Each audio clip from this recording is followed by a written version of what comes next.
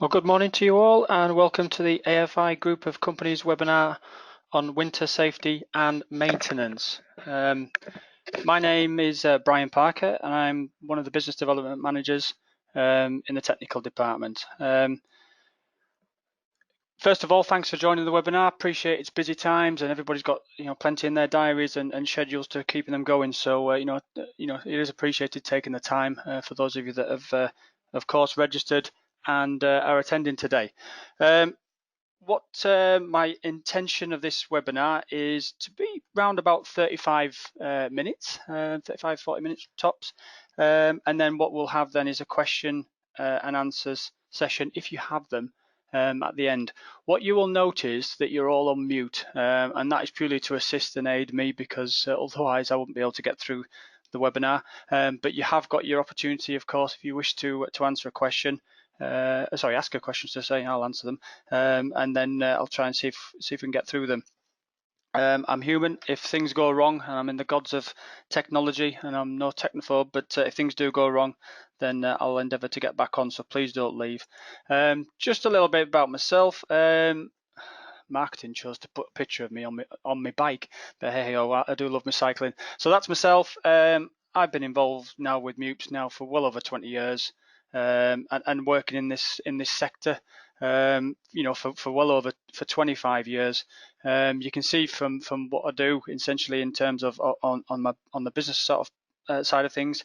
I'm on various committees and working groups, not least IPAF, PASMA, HAE, which is Higher Association Europe, and fair play to them. They all work to improve safety, reduce accidents, and hopefully make sure that people get home safely to their families. You can see I'm ex-Royal Engineers, plant operator, and I will that's probably my most experience of being the coldest of my life. 6 months up in Bosnia, and you'll see some examples of what I had to endure at that time during this presentation, albeit it's not meant to detract from what we're learning about today. And you can also see that from various other sort of things, I sit on various groups there. So in terms of, just let me go back to my screen. In terms of the what we're looking at today. Now, according to the HSE, it's been estimated that there are approximately 66,000 non-fatal, or what we call self-reporting injuries, that happen within the UK between 2015 and 16, and 43 workers were fatally injured.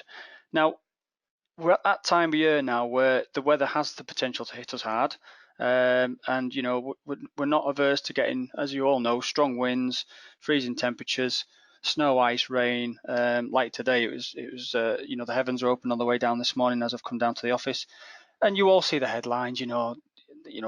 Things affected. The wrong snow or leaves on railway tracks. And it's all them sort of things that sort of put doubt into everybody's mind. But all these elements, no matter what they are, and the sun itself can be quite hazardous at times. They can cause hazards for MUPE users, who are going to be exposed, to these elements whilst they're on site.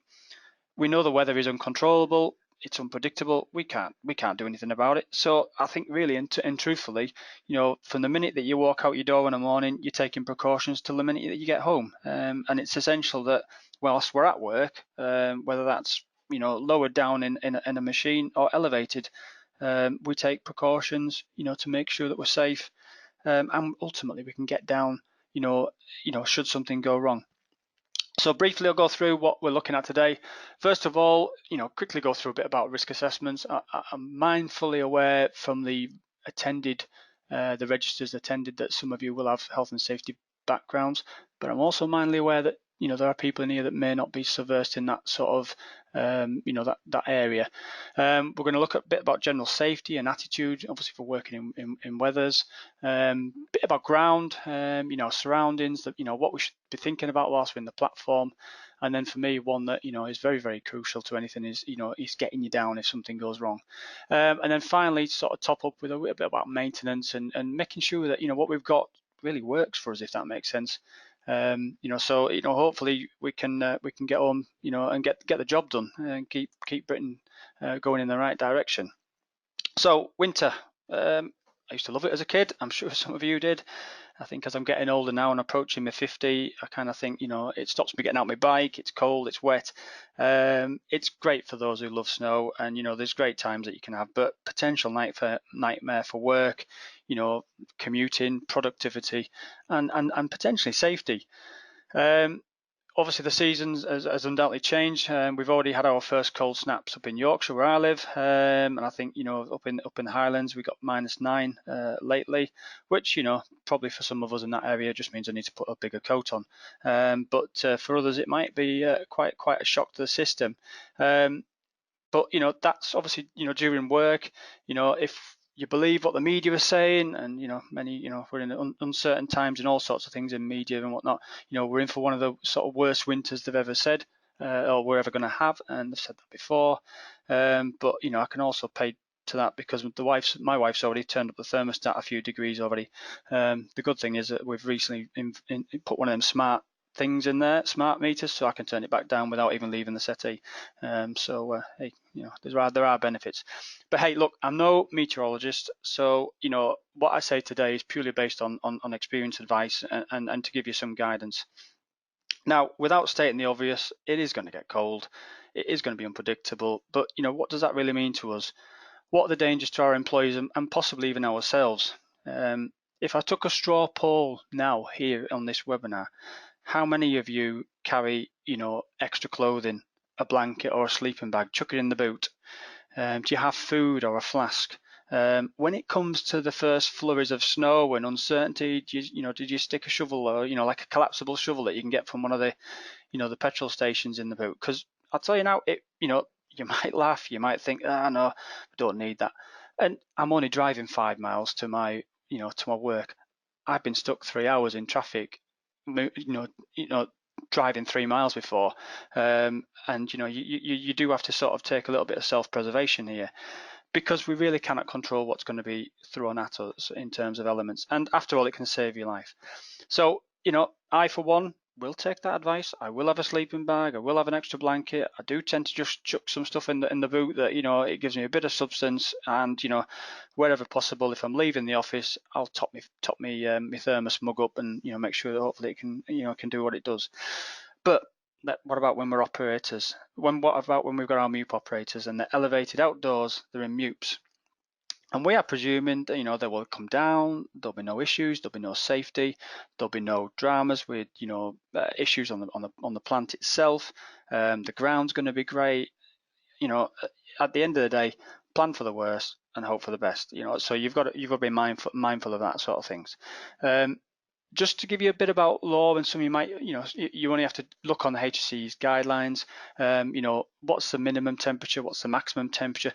There is sort of guidance for working in offices and warehouses and such, but when we're outdoors, there is no strict guide when it's either too cold or too hot. So there's no laws on a maximum or minimum temperature.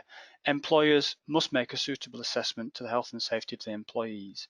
So what I'm first going to go about, and it's something that's very important, I have experienced this before, is cold stress. And some of you as yourselves may already have seen that as well. And I am mindful today that I've got listeners here from outside the UK listening to the webinar. And we do these webinars quarterly, so various different topics. And I do encourage you, if you've got a topic which you want me to discuss, then please let me know and such like that. But cold stress. So this is when a temperature that falls to near or below freezing and can be dangerous to a person's health. Now they can cause the skin and the internal body temperatures to drop.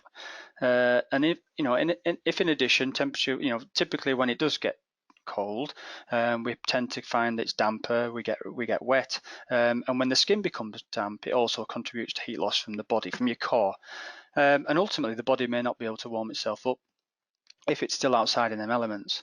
So all this can cause serious illnesses. They can result in permanent tissue damage, and I've had experience of that before. When we're being ex-forces, we've been in some horrendous sort of conditions weather-wise, and people losing the ends of the fingers, myself included. I've had that before. In some serious cases, it could be death, right? As simple as.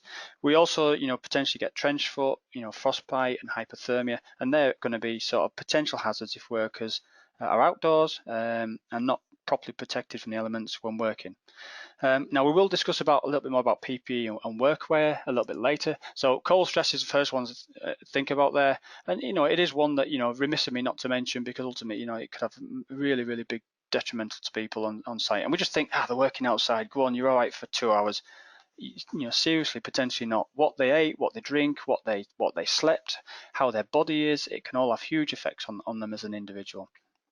Of course, when we look at other things, falls, clearly one of the most construction site common accidents, and unfortunately fatalities, and yes, they happen all year round. However, as we all know, and we can have many a laugh watching somebody slip or fall, and there's plenty of sort of videos on YouTube showing this sort of thing of people sliding down the roads. But when this weather comes, the risk of fall, due to leaves, ice, snow, slippery surfaces, it becomes really, really apparent. And clearly when it sort of accumulates on cold surfaces such as scaffolding, ladders, ladders climbing up into the platform, decks on scissor lifts, platforms essentially think, most platforms these days have sort of mesh floors, but it still will accumulate and that sort of thing. So if the areas are not treated properly, clearly they can cause workers to slip and fall, sometimes from height, unfortunately. And I don't have to go through the myriad of sort of injuries and potentially fatal issues that can come from falling from falls, even from low, relatively low heights. So something to be mindful of. Winter driving, in terms of that, I mean, driving accidents don't just happen on the road, they can also happen on construction sites. And being on a construction site, it is very, very easy to forget that winter driving rules for the road still apply when we're on site. Slow down, take your time. We all travel too close to the car in front, and we also see the person behind us, generally speaking, on our bumper. So the same can happen with mutes. Just in this situation, we're a hell of a lot heavier, potentially. We different sizes, and obviously the weight as well. So it's potentially, we've got mildly better, a lot better traction than some vehicles on the road, but that can stop, and it can't stop sometimes. So remember that mutes aren't as agile as a car or a van or such because of their size and their weight. Remember, obviously, we've already mentioned that earlier, and it is going to become changeable and unpredictable. It's going to thaw, it's going to refreeze, and of course, we need to be sort of a little bit mindful of, that we are going to get wind chills, and I'll cover that a little bit more later on. Okay, so what more, anything, again, any questions you've got at all, then feel free to sort of type them away, and we'll look on that. But some easy things, probably common sense things there, if that makes sense. So okay, so moving on, rain and soft ground. So that ground's gonna thaw. It's gonna get ground that was particularly hard when it was frozen, potentially can become soft. And what you tend to find, obviously, in the spring, the local councils around your area will be starting to do loads of road repairs with potholes that have been ground through the winter from the freezing and the thawing and the freezing and the thawing. It's the same for a construction site. We're going to get next to potentially ground thinking, oh, it's really quite strong here, but unfortunately it has the ability to collapse.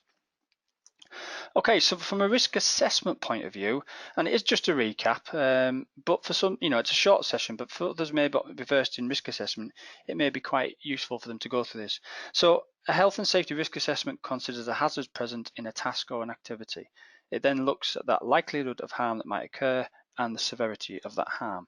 So there are different types of risk assessment first and foremost, okay? And what we tend to see when we're doing lots of pre-tender stuff or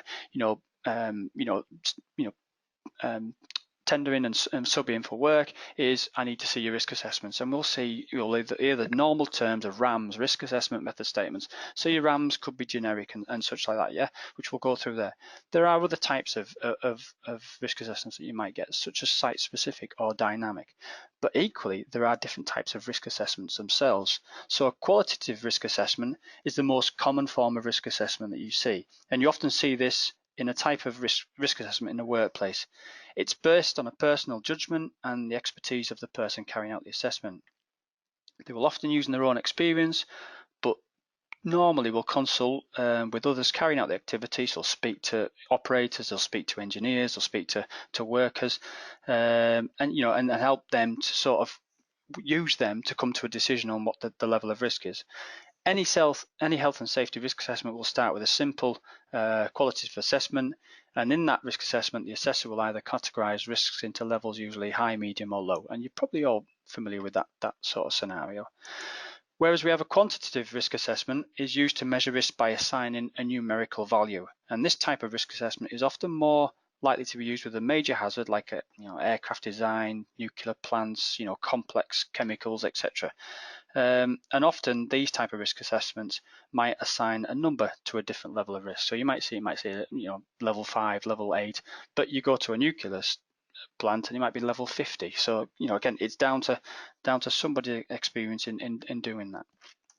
I mentioned earlier about types of risk assessments, and there are some types, but always what we're going to be doing is identifying the hazard. What is the hazard? Now, at the end of the day, it's you yourselves that are out doing these jobs and out going and your people are out their jobs. So you're going to have somebody who's trained, competent, and capable of carrying out a risk assessment. They're going to identify the hazards. They're going to decide who might be harmed and how might they be harmed. They evaluate the risks. They decide on the precautions, and then they record the findings if they have over 5 employees or more, and implement them. And then it's a review process and update if necessary. And it's important that you have this aspect. I would suspect most of you, if not all, will probably be going down the qualitative route, but equally as well, I think there might be some of you in the listeners today that will be doing the quantitative route because you're expected to do that because of the nature of the projects that you're working on. What we need from a risk assessment point for working outside is making sure it's suitable and sufficient. And it's often referred to as a thermal risk assessment. You may have come across that terminology before. So generic. These generally speaking cover common hazards for a task or activity. And the idea behind a generic risk assessment is to cut down on all this duplication of effort and paperwork. It will normally consider the hazards for an activity in a single assessment, and where that activity may be carried out across different areas of workplace or different sites. So, common activities, common hazards, common tasks, cutting down on duplication, making it easier, and not reinventing the wheel when it comes to it. Site-specific is a risk assessment that has been completed for a specific item of work, and that takes account of the location and environment and the people doing the work.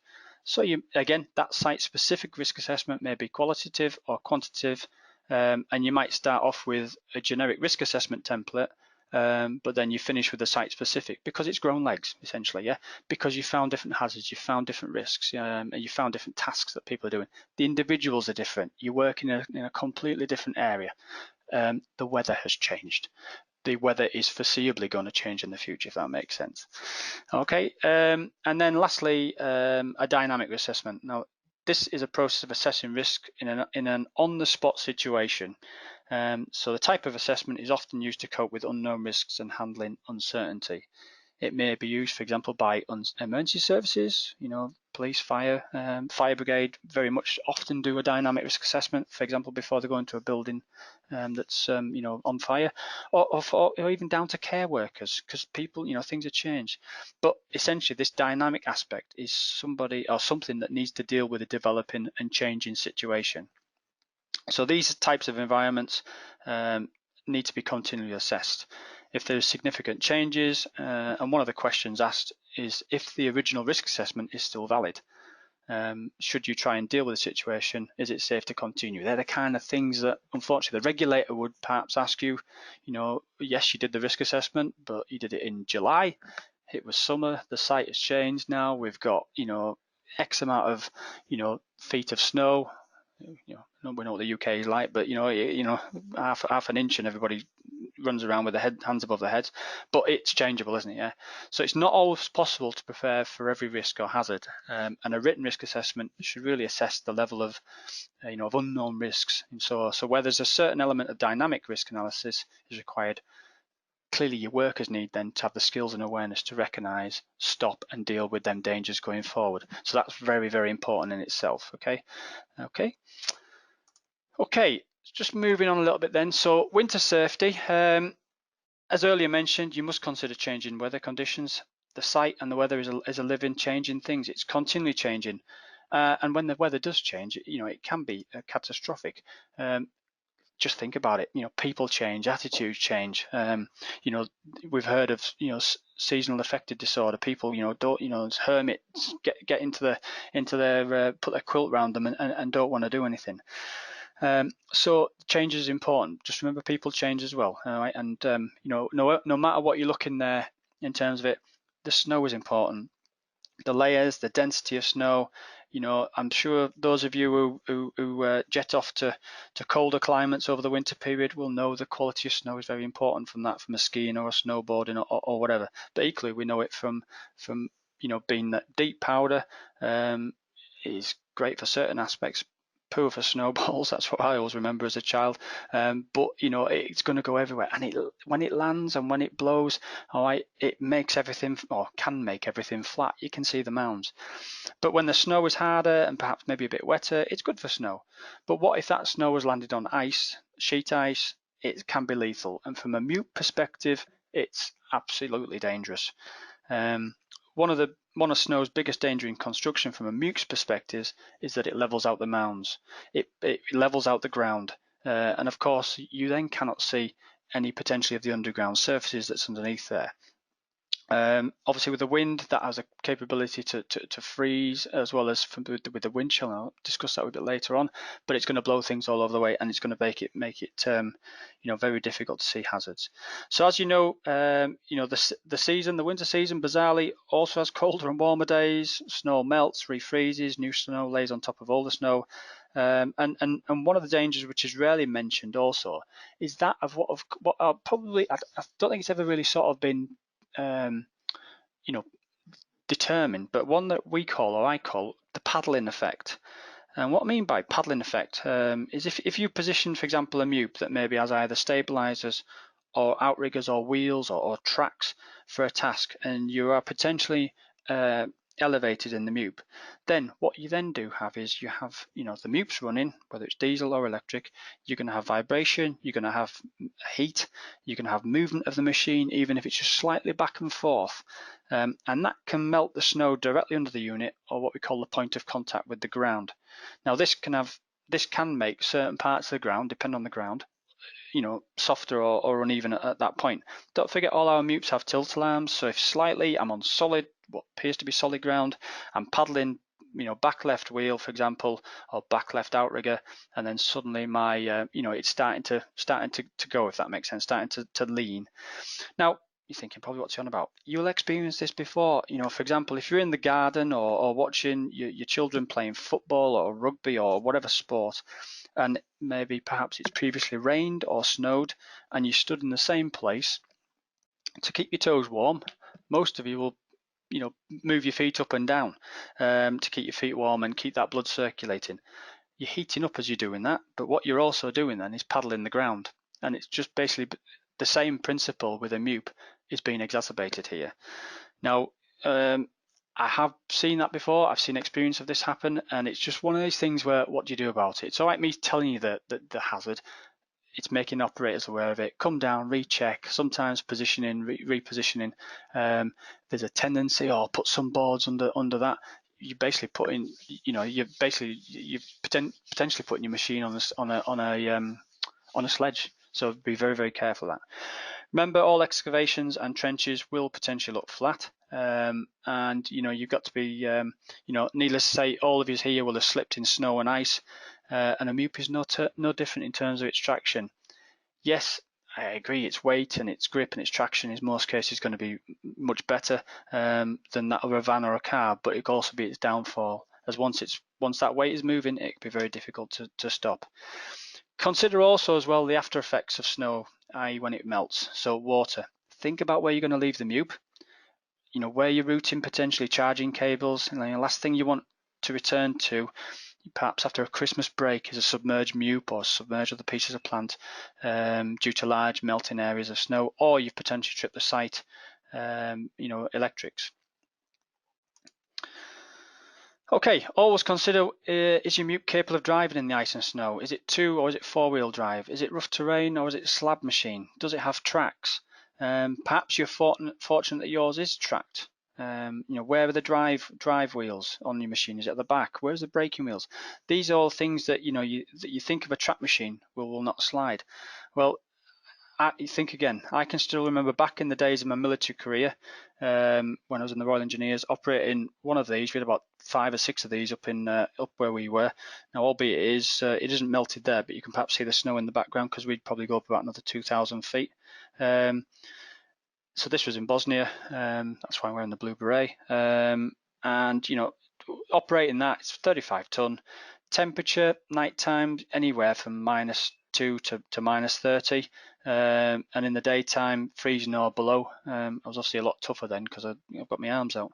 Now on this day, I recall I was on a road, and we essentially would use these for snow plows, just clear the snow so the aid convoys can get up, and of course to reinstate the road and make it so it's possible, because the convoy, you just wouldn't appreciate the convoys getting up to with food and whatnot to the pockets of people that needed it. Now on this day I was on the road and felt myself starting to slide sideways due to the metal tracks. It was like skating, literally like skating. So I can recall, and I knew where I was. I fought with the steering tillers and the 4-meter dozer blade trying to stop me, which just basically made me speed up. And eventually I came to rest on the edge of a drop, which is about 100 foot. And the only reason why I stopped, panic obviously set in. You imagine the road's only a few meters wide at best, so it happened very quickly. The only reason why I stopped is I dropped the ripper tooth at the back of which dug into the ground almost like an anchor, and I lived to tell the tale. And then thankfully, the recovery mechs, the recce mechs came out. And chained up to me and dug themselves in and started to winch me out safely. I can tell you, climbing back into that machine to start it up and lift the blade and lift the rippers was quite scary. But that's what I'm saying there. I couldn't see that. It was under the ground. It was snow packed on top of ice, and we're talking deep snow. Yeah, even though we'd sort of, you could take the snow off the top, but then you end up damaging the ground underneath, which is going to cause you more problems later on. So what I'm trying to get here is, before you move on, moving on any area, you walk the route, you check for deep snow, drifts, trenches. You've got plans, you've got excavation drawings, where potentially loading bays are if you're in factory scenario. And remember that constant thawing and refreezing is going to crack the ground also. So look out for manhole covers, inspection covers, etc. The line or perhaps the run of them, because what you might have there, is one there, and you tend to find these are going to melt first because of the heat of the water that's coming underneath there, or the services. So just be aware that it could indicate further services.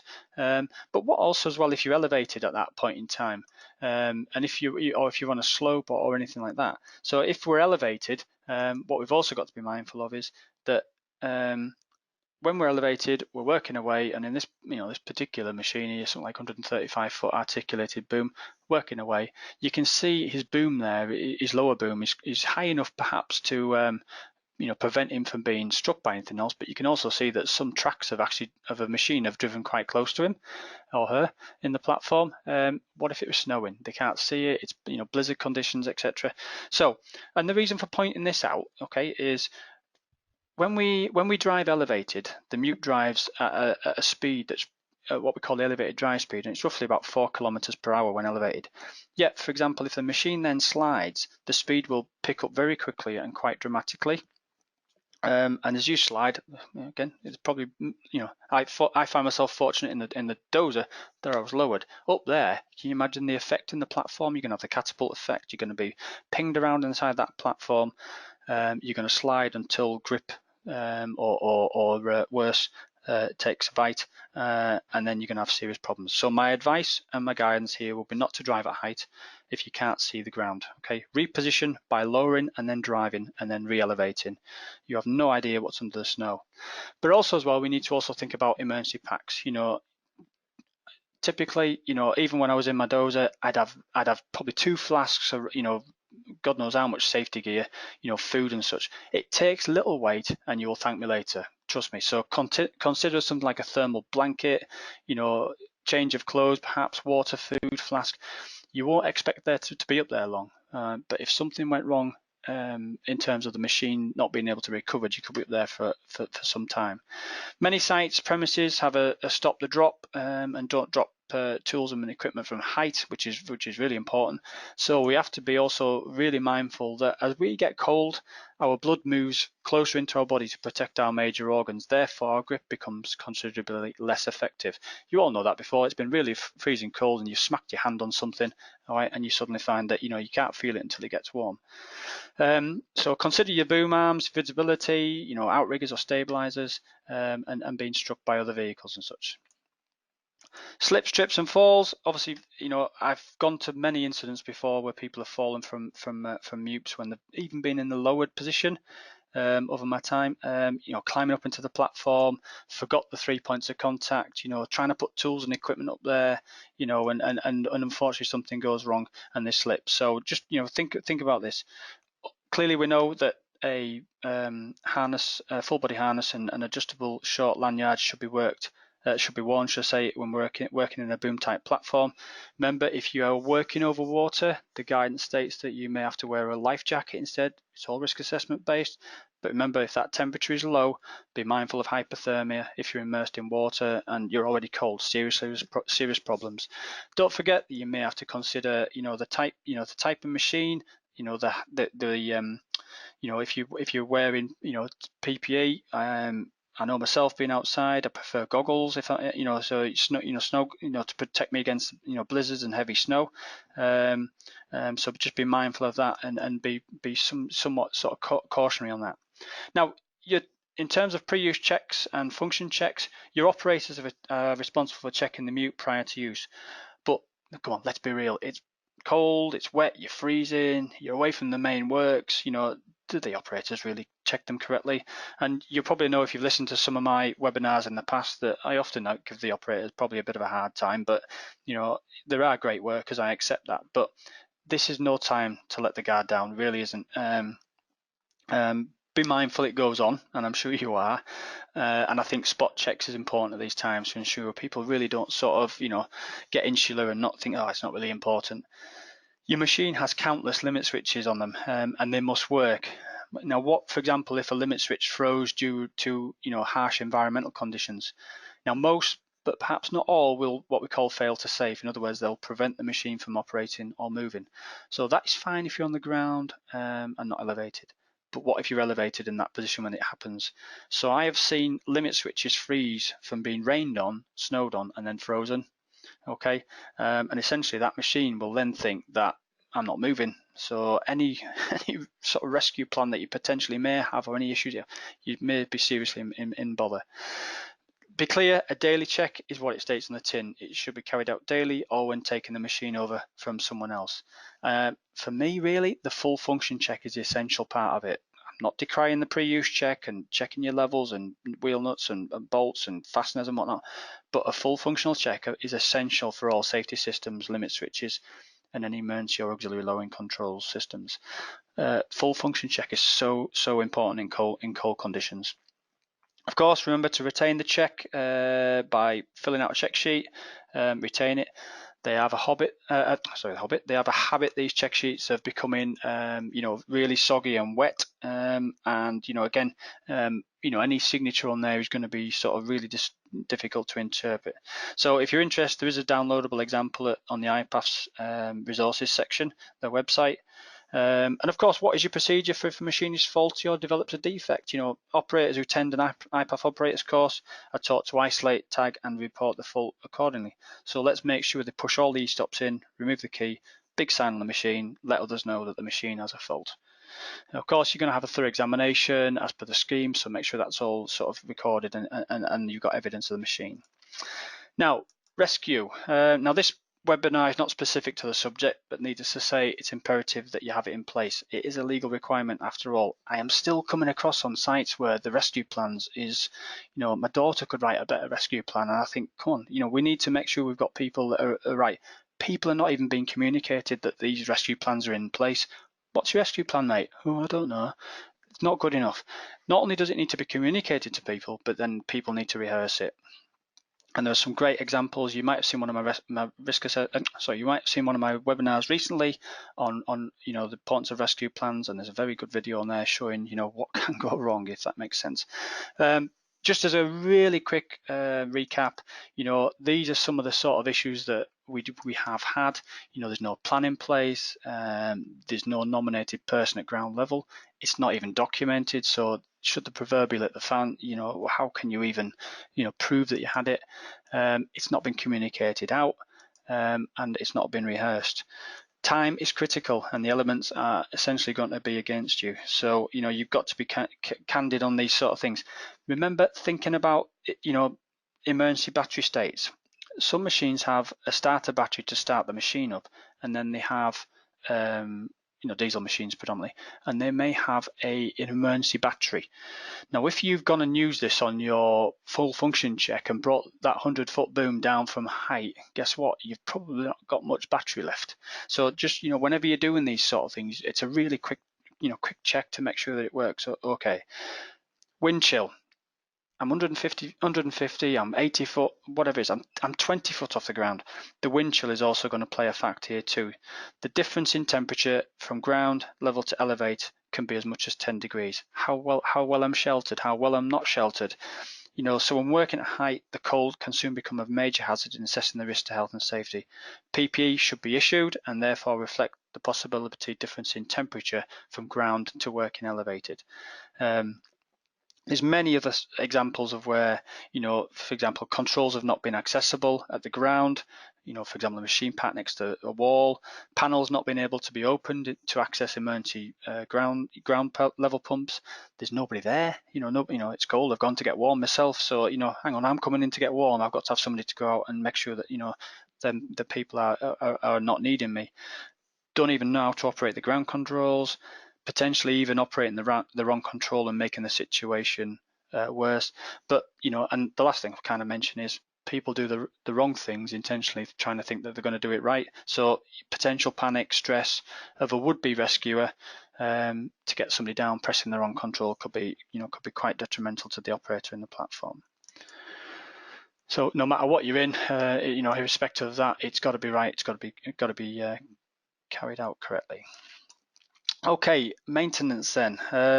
Now, in terms of maintenance aspects, sometimes when we're working outside, what we've also got to think about is, if I'm going to put the work out, I've got to have taken that consideration. Do I delay the work? All right, the temperature's really going to be that bad. Do I delay the work and consider it? And I know from some of the people that are on here, I know that's what you do. Have I got planned in frequent rest warming breaks? All right. You can't be expecting people to be up there for hours on end. They're going to be really, really cold. Have I got facilities for warming up?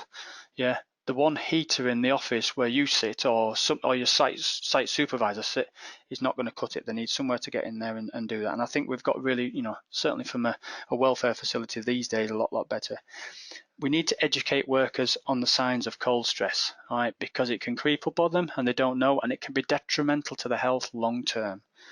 And of course ensure that PPE is appropriate for what they're doing. If we're expecting people to be working out in the cold, the wet, the cold, the temperatures, we've got to keep them warm and dry, in my view. All right, fuel tanks then. So typically there's two types of fuel. We're tending to see, albeit that's off that's a hydraulic tank on the right hand side, we're tending to see there's more opaque or plastic type fuel tanks these days. Okay, so the traditional steel tank, as you can see on the left there, you don't get many of them around on the new kit. Some manufacturer on here might say, oh, hang on, we've got them. Yeah, I accept that. You're tending to find more plastic ones now. Okay, but what we need to do, okay, top them up as much as possible with clean fuel. And that's going to hopefully prevent any condensation on the fuel tanks. It's not such a major problem these days on modern fuel tanks and fuel systems, but it still does come up and can have water in diesel. Consider the container or method of filling up the fuel system. We've had it before where we've emptied fuel. You've had the call out, you've had the breakdown, we've tipped up to find that your fuel's contaminated because they've used any container instead of making sure there's a container appropriate for diesel. All right, so be aware of that.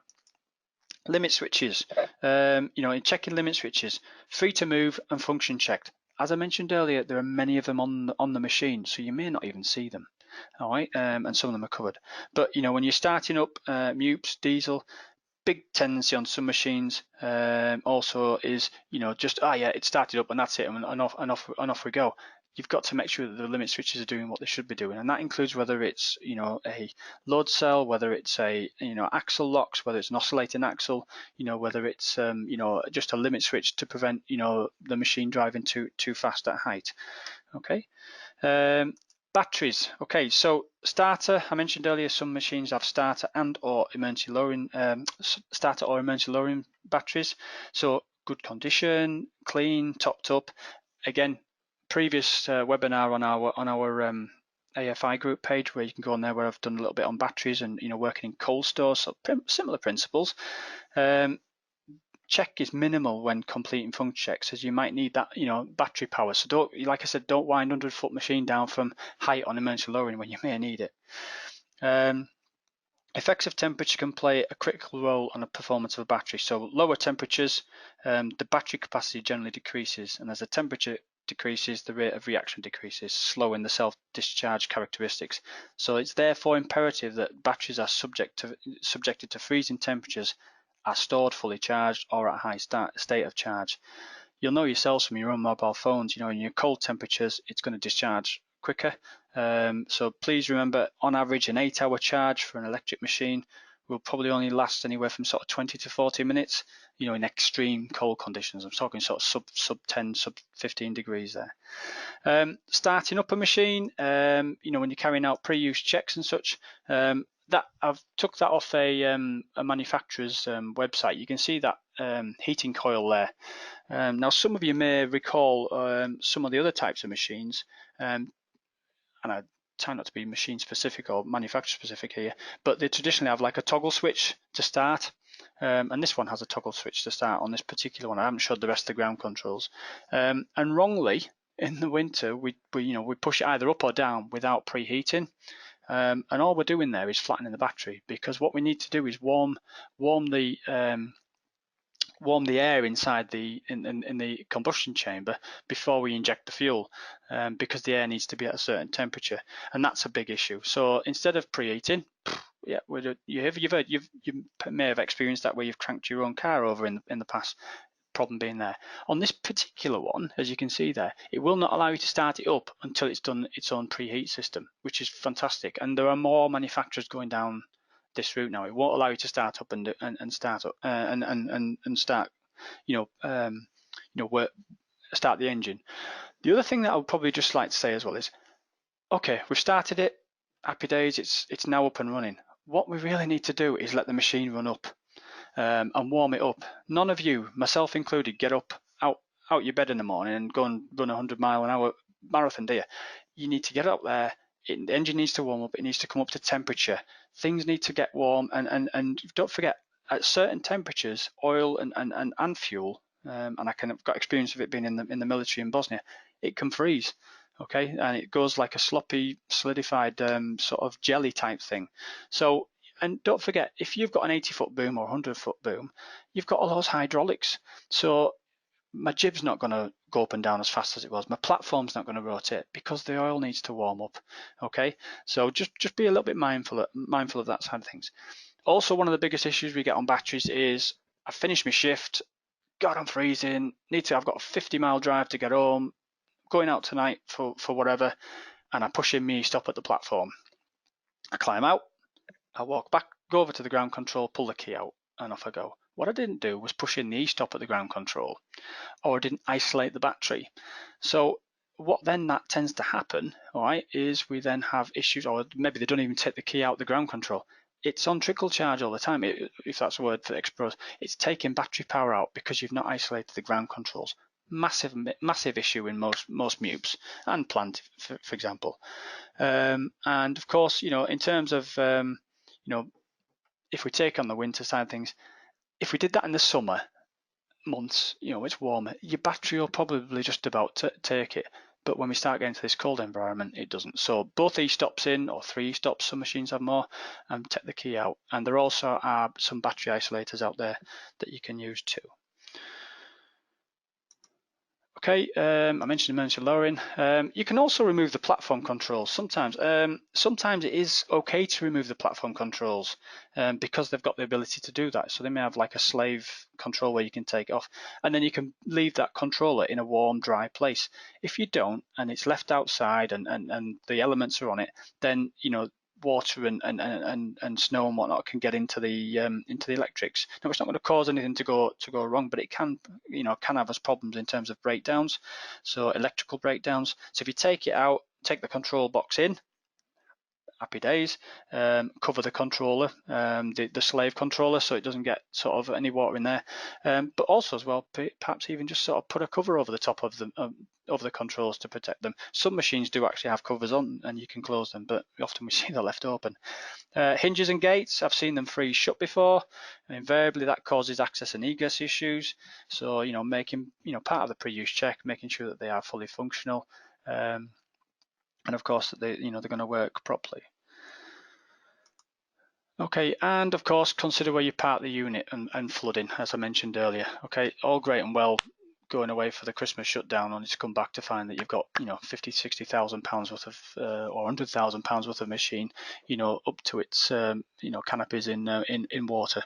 It's not great to explain to your boss, that one. But equally, if you've got battery powered machines like you can see on the bottom right there, and you've parked it somewhere and you've plugged in the battery charger, and that's caused an issue because you've just trailed the water leading water.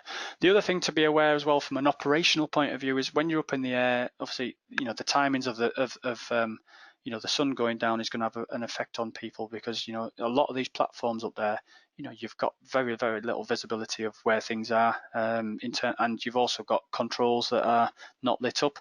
Yes, people will wear head torches, and yes, there are some sort of lights you can get there, LED lights that can shine on it. But again, that's just something to be mindful of. So maintenance wise, as Benjamin Franklin said, by failing to prepare, you are preparing to fail.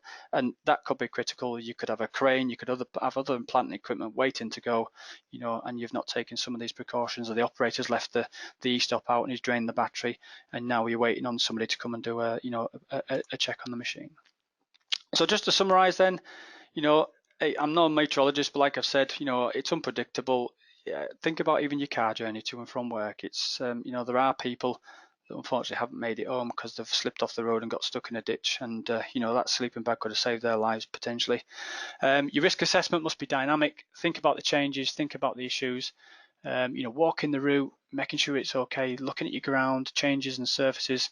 I have had experience of driving a dozer into a ditch, which I thought was just flat snow in the past. So yeah, we all do learn by these things.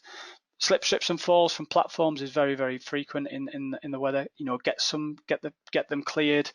Get the decks cleared, and use what you can to make sure that it's okay. Consider emergency situations and make sure that in terms of that, what's going to happen. I'm just looking at some of the questions that's coming through, so we'll cover these. Remember your pre-use and function checks. So important, function checks. Up, down, left, right, telly out, telly in. Do the legs go out? Do they not go out? Is the safe load system working? All them sort of things. And of course, PPE and workwear. Let's keep people warm and let's make sure that they can, work properly. And of course, flooding. So just got a question from Keith here. Can we access previous videos and seminars that have been done? Yes, of course, Keith. If you go on the AFI group page, you will see all the ones that we've done in the past, and there's quite a few subjects in there. But of course, if you've got anything which you would want me to do, then great. So Katrina's asked, is guidance on checking the limit switches provided in the familiarization? So what you'll find is guidance on your limit switches will be in the manufacturer's manual, and it will state in there what the actual what the function should do. Sometimes it'll tell you what it shouldn't do. So it's working negatively, if that makes sense. So if you don't hold this button, then what should happen at that time. And sometimes again, it's just wording that appropriately. Are the wind speed limits and temperature limits from use to take account of battery life and POL freezing? And that's from Vincent. Yes, there are wind speed limits, definitely. That will be indicated on the plate on the machine, the manufacturer's manual, and a lot of spec sheets. Temperature limits vary. If you look at the back of most operators' manuals, tend to not find it in your limits in your spec sheets. They will give you a working range. All right, so working range for temperature. They can work in a hell of a lot colder, hemispheres, because mutes are at the north and the south pole. You'll find they're all tracked, and we've, part of our group is also selling equipment through our AJ and resale, AJ Access and resale, and we sold machines to the to them hemispheres. And yes, they put different types of fluids in there, different hydraulics that are able to take colder temperatures. Battery life, yeah, it's a funny one, that, because it were fine yesterday, boss, and then suddenly it's dead as a dodo today. So that's one of them things where you just got to be a little bit careful with the battery. And like I said earlier, let that machine run up. You will get some battery indicator lights on some machines, and it'll give you some indication of battery life. What about the hire company doing a check on the plant before winter weather starts, especially battery checks for voltage? All right, so, and that's from Keith. Yeah, it does happen. What one thing I will say in that side of, what that will happen is basically that can be carried out by arrangement, and what we'll find is some engineers will drop test batteries just to see the level of charge and what they've got. And check to see if they're, if the charge, and of course if they're not, then replace the batteries. It's quite simple. Can you jumpstart a unit from Keith if the battery dies? Yes, you can. You can, but clearly you've got to follow the manufacturer's instructions. We would never advocate you doing this. What we would say is really you would need to speak to an engineer or call the necessary. You hire your company. Hopefully you all hire from AFI Group, but you can phone them up and speak to your local depot, and then they can get you some sort of information on that. But 9 times out of 10 they're going to come out. We will have booster packs and jump packs and such like that. Rob said, can we add insulation around batteries? Wouldn't advise it. A few years ago that was kind of one of them things where you could get away with it. Manufacturers have been a little bit coy about that, and obviously there are other sort of fire risks as such as well, certainly from that point of view.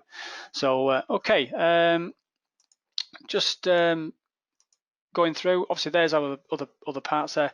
As I say, there are quite a few number of webinars. I do get feedback from yourselves, and of course if you've got any feedbacks, hopefully you can see kind of been open today and really sort of just a thank you then from Gary, thank you.